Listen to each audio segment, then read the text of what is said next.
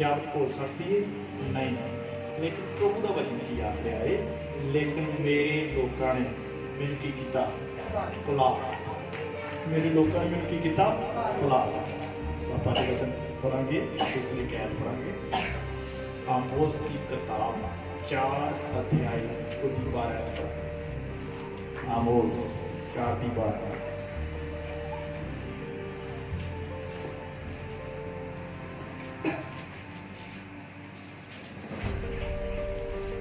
इस कारण हे इस्राएल, मैं तुझसे ऐसा ही करूंगा, और इसलिए कि मैं तुझसे ये काम करने पर हूँ। हे इस्राएल, अपने परमेश्वर के सामने आने के लिए तैयार हो जा।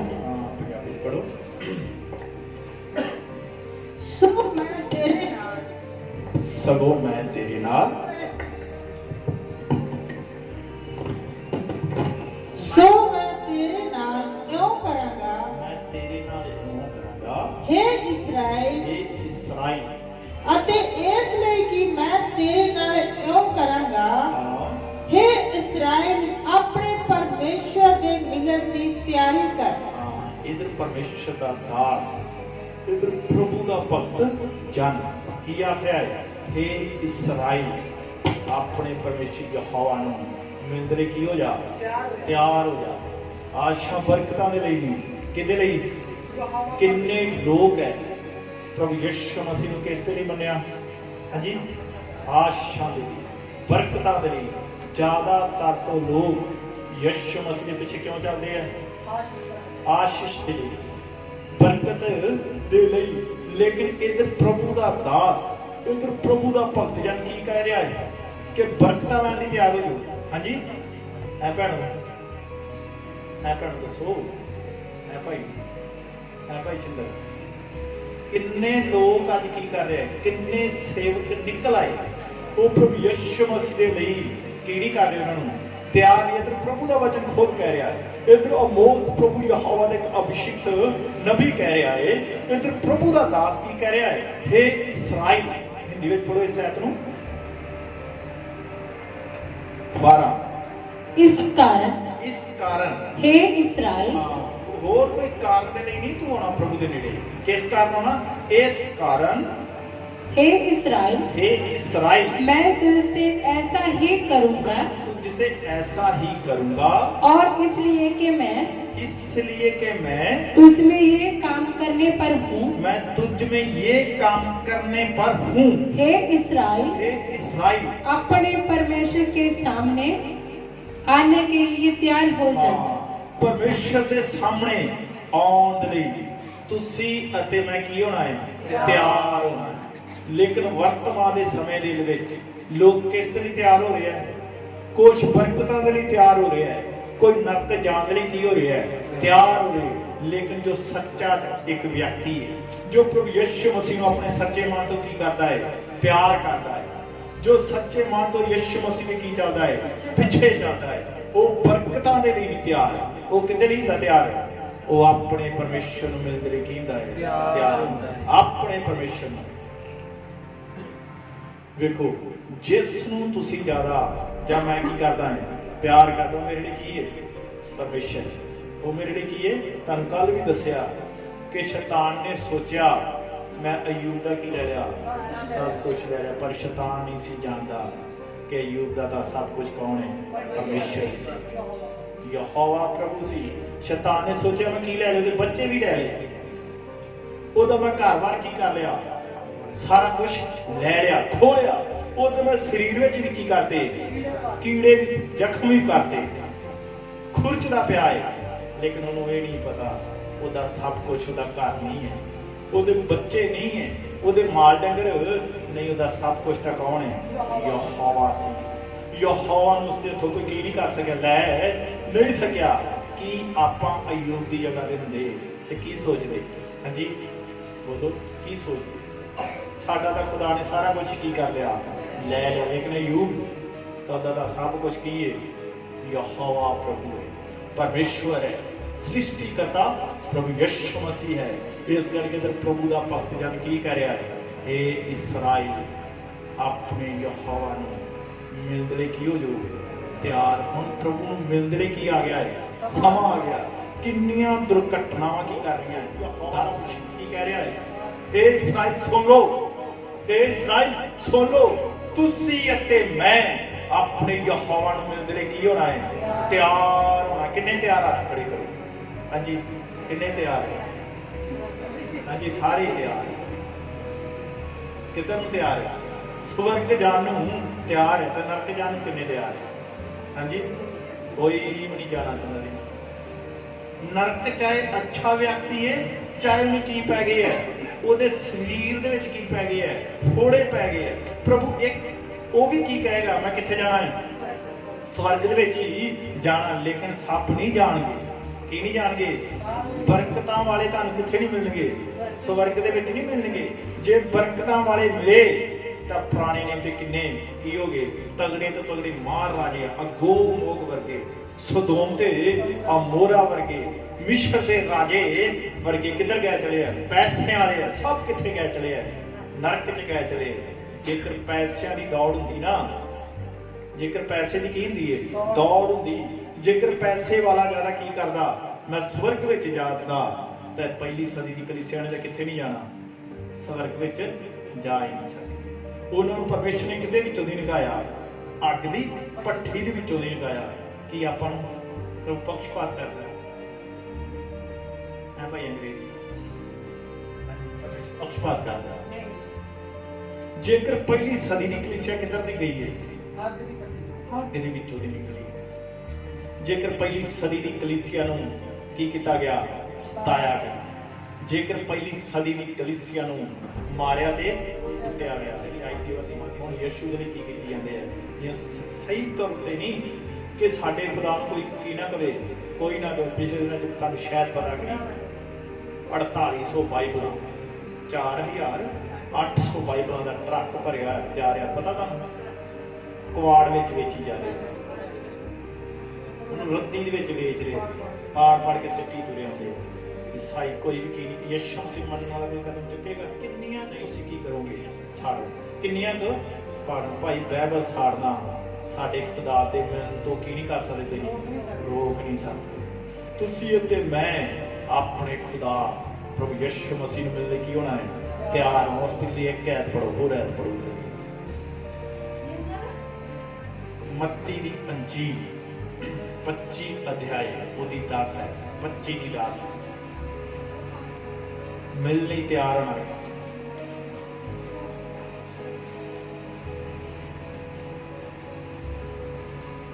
ਪੱਚੀ ਦੀ 10 ਮੱਤੀ 25 ਦੀ 10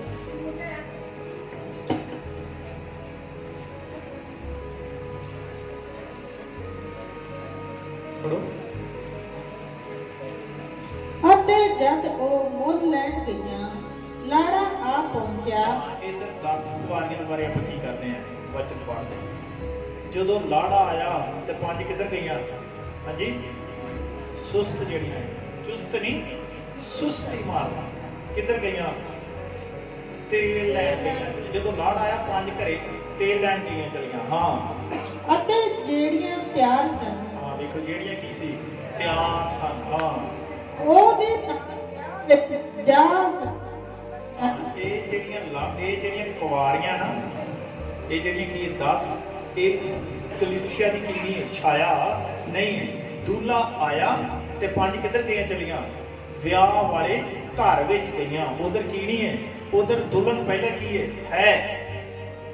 ਲੇਕਿਨ ਗਏ ਕੌਣ? ਮੁੱਖ ਵਿਸ਼ਾ ਹੈ। ਗਏ ਕੌਣ? ਜਿਹੜੇ ਕੀ ਸੀ? ਤਿਆਰ ਸੀ। ਇਹਦਾ ਲਿਖਿਆ ਨਾ 5 ਕੁਆਰੀਆਂ ਕੀ ਹੈ? ਤਿਆਰ। ਅਸਲ ਦੇ ਵਿੱਚ ਜਾਣ ਕੇ ਕੌਣ? ਹਾਂਜੀ,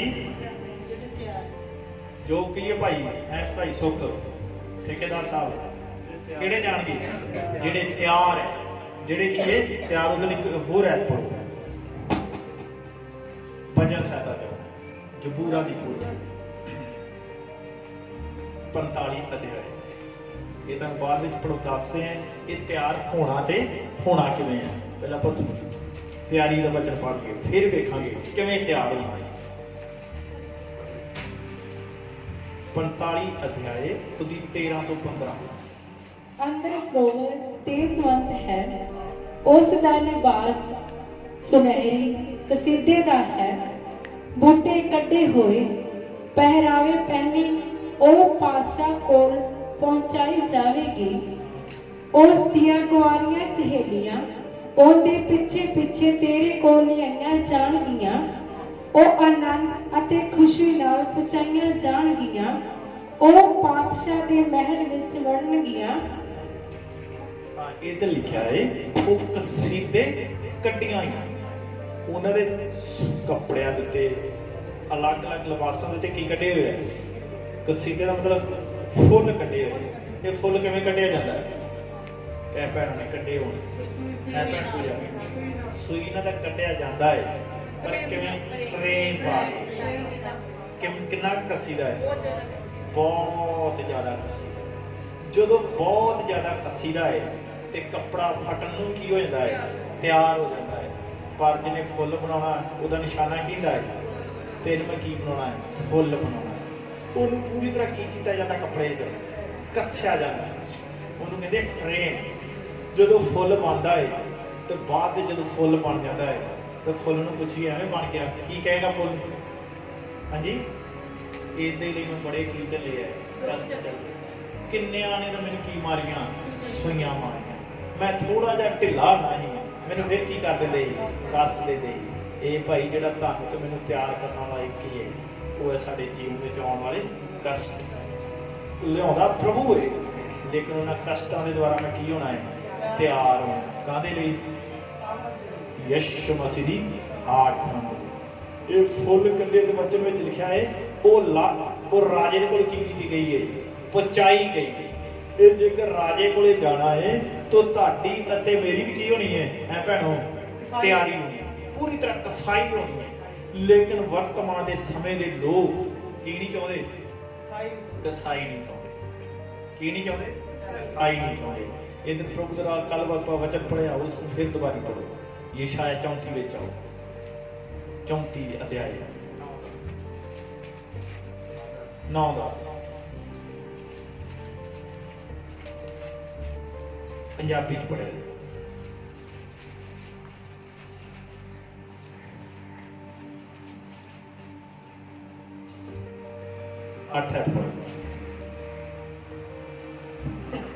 ਯਹੋਵਾ ਦਾ ਇੱਕ ਬਦਲਾ ਲੈਣ ਦਾ ਦਿਨ ਵੀ ਹੈ।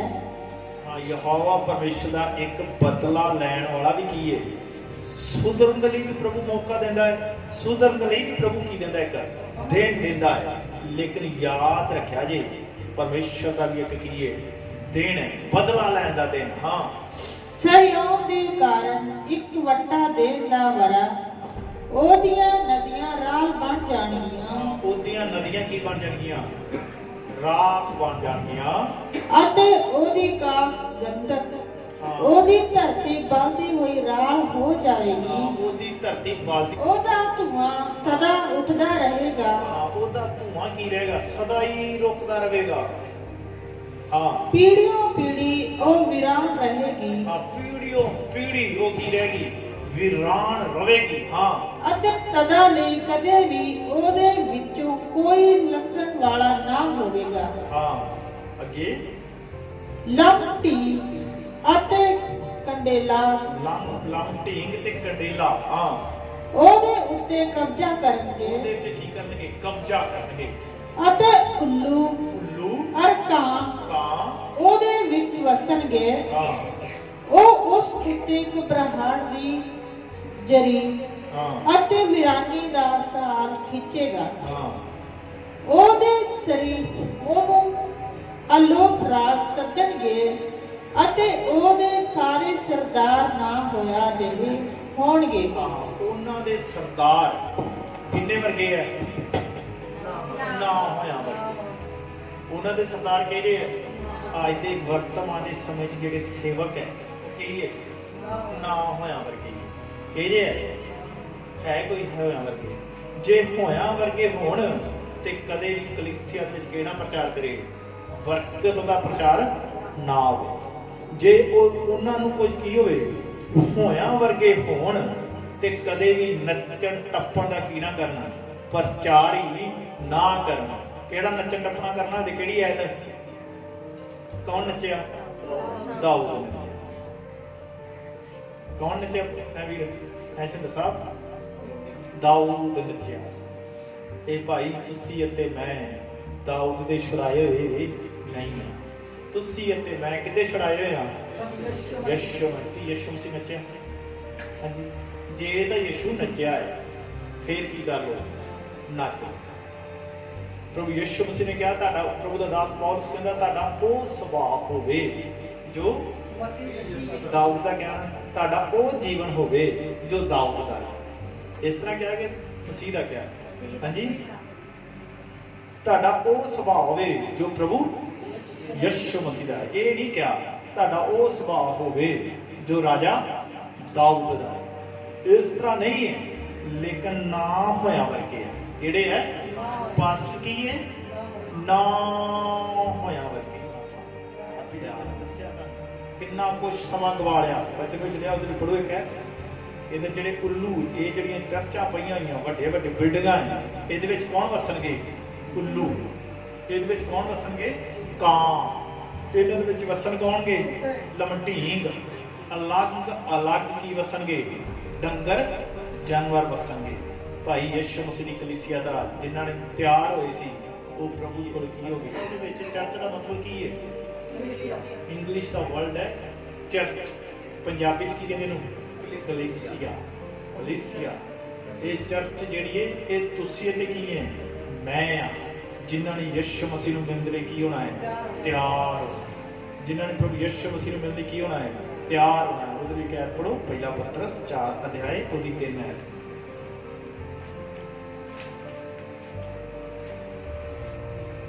ਦੂਸਰੇ ਲੋਕਾਂ ਨੂੰ ਕੀ ਨਾ ਕਰੀਏ? ਨਾ ਦੇਖੀਏ। ਦੂਸਰੇ ਲੋਕਾਂ ਨੂੰ ਨਾ ਦੇਖੀਏ। ਉਹ ਕਿਵੇਂ ਚੱਲਦੇ ਆ, ਉਹ ਕਿਵੇਂ ਉੱਠਦੇ ਆ, ਉਹ ਕਿਵੇਂ ਬੈਠਦੇ ਆ। ਭਾਈ ਉਹਨਾਂ ਦਾ ਉੱਠਣਾ ਬੈਠਣਾ ਨਾ ਵੇਖੀਏ, ਆਪਾਂ ਕਿਹਦਾ ਉੱਠਣਾ ਬੈਠਣਾ ਵੇਖੀਏ? ਪ੍ਰਭੂ ਯਿਸੂ ਮਸੀਹ ਦਾ। ਕਿਉਂ? ਕਿਉਂਕਿ ਤੁਸੀਂ ਅਤੇ ਮੈਂ ਉਸ ਨੂੰ ਮਿਲਣ ਲਈ ਕੀ ਹੋਣਾ ਹੈ? ਤਿਆਰ ਹੋਣਾ। ਤਿਆਰ ਹੋਣਾ। ਪਹਿਲਾ ਪਤਰਸ 4 ਅਧਿਆਏ ਉਹਦੀ 2 ਹੈ। ਭਾਈ ਤੁਸੀਂ ਅਗਾਹਾਂ ਨੂੰ ਮਨੁੱਖਾਂ ਦੀਆਂ ਕਾਮਨਾ ਦੇ ਅਨੁਸਾਰ ਨਹੀਂ, ਸਗੋਂ ਪਰਮੇਸ਼ਰ ਦੀ ਇੱਛਾ ਦੇ ਅਨੁਸਾਰ ਸਰੀਰ ਵਿੱਚ ਆਪਣੀ ਬਾਕੀ ਦੀ ਉਮਰ ਕੱਟੋ। ਪਰਮੇਸ਼ਰ ਦੀ ਇੱਛਾ ਦੇ ਅਨੁਸਾਰ। ਕਿਹਦੀ ਇੱਛਾ ਦੇ ਅਨੁਸਾਰ? ਪਰਮੇਸ਼ਰ ਦੀ। ਬਾਕੀ ਦੀ ਜਿਹੜੀ ਤੁਹਾਡੀ ਉਮਰ ਹੈ, ਤੁਹਾਡੀ ਤੇ ਮੇਰੀ ਕੀ ਹੈ? ਜੋ ਬਾਕੀ ਦੀ ਕੀ ਹੈ? ਉਮਰ ਹੈ। ਇਹ ਕਿਹਦੇ ਅਨੁਸਾਰ ਕੱਟੋ? ਹਾਂਜੀ, ਪਰਮੇਸ਼ਰ ਦੀ ਇੱਛਾ ਦੇ ਅਨੁਸਾਰ। ਇਸ ਦਾ ਮਤਲਬ ਕੀ ਹੈ? ਅਸੀਂ ਜਿਹੜੀ ਬਾਕੀ ਦੀ ਪਹਿਲਾਂ ਦੀ ਉਮਰ ਹੈ ਉਹ ਕਿਹਦੇ ਅਨੁਸਾਰ ਕੱਟੀ ਹੋਵੇਗੀ? ਹਾਂਜੀ, ਆਪਣੀ ਮਨ ਮਰਜ਼ੀ ਦੇ ਅਨੁਸਾਰ। ਆਪਣੀ ਮਰਜ਼ੀ ਨਾਲ ਉੱਠਣਾ, ਆਪਣੀ ਹੀ ਮਰਜ਼ੀ ਦੇ ਨਾਲ ਸੌਣਾ। ਪਹਿਲਾਂ ਦੀ ਜਿਹੜੀ ਬੀਤ ਗਈ ਉਮਰ ਉਹਦੇ ਕਿਹਦੇ ਅਨੁਸਾਰ ਕੱਟਿਆ? ਇੱਧਰ ਲਿਖਿਆ ਖੁਦਾ ਦੇ ਵਚਨ ਵਿੱਚ ਕਿ ਬਾਕੀ ਦੀ ਉਮਰ ਕਿਹਦੀ ਇੱਛਾ ਦੇ ਅਨੁਸਾਰ? ਪਰਮੇਸ਼ਵਰ ਦੀ ਇੱਛਾ ਦੇ ਅਨੁਸਾਰ। ਇੱਕ ਸਮਾਂ ਆਏਗਾ, ਇੱਕ ਕੀ ਆਏਗਾ? ਸਮਾਂ ਆਏਗਾ। ਉਹਦੇ ਵਿੱਚ ਤੁਸੀਂ ਐਤ ਪਾਠ ਦੋਸਤ ਕਰੀ ਸੁਭ ਉਪਦੇਸ਼ ਕੇ ਜਾਓ। ਇੱਕ ਸਮਾਂ ਆਏਗਾ ਤੁਸੀਂ ਕਹਿਣਾ ਪ੍ਰਭੂ ਦੀ ਇੱਛਾ ਦੇ ਅਨੁਸਾਰ ਕੱਟਣਾ ਹੈ, ਲੇਕਿਨ ਪ੍ਰਭੂ ਫਿਰ ਕੀ ਨਹੀਂ ਕਰੇਗਾ? ਉਸ ਸਰੀਰ ਨੂੰ ਕੀ ਨਹੀਂ ਕਰੇਗਾ? ਕਬੂਲ ਨਹੀਂ ਕਰੇਗਾ। ਸੁਭ ਉਪਦੇਸ਼ਕ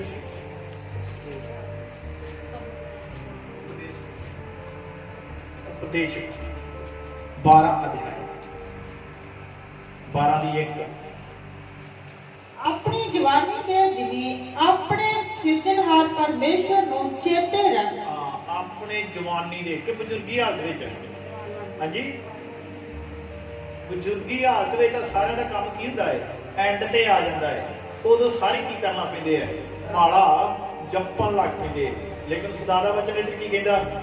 ਆਪਣੀ ਜਵਾਨੀ ਦੇ ਦਿਨਾਂ ਦੇ ਵਿੱਚ ਆਪਣੇ ਸਿਰਜਣਹਾਰ ਪਰਮੇਸ਼ਰ ਨੂੰ ਕੀ ਕਰ? ਚੇਤੇ ਰੱਖ। ਹਾਂ, ਜਦ ਕਿ ਉਹ ਮਾੜੇ ਦਿਨ ਅਜੇ ਨਹੀਂ ਆਏ। ਹਜੇ ਕੀ ਨਹੀਂ ਆਏ?